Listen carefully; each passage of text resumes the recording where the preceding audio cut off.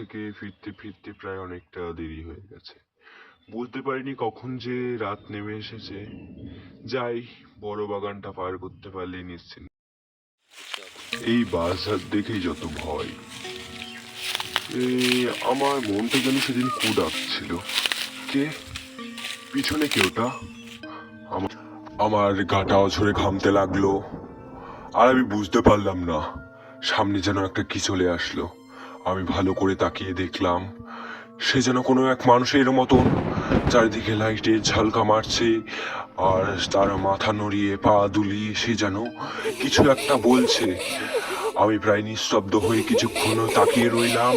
আমার চোখ ঝাপসা হয়ে যেতেই আমি পুনরায় চোখ মুছে আবারও দেখলাম।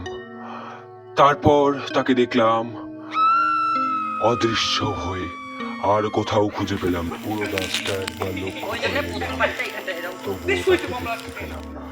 তারপর বেহুশে হারালাম নিজেকে, অচেতন হয়ে পড়েছি। কি যে ছিল ওইটা।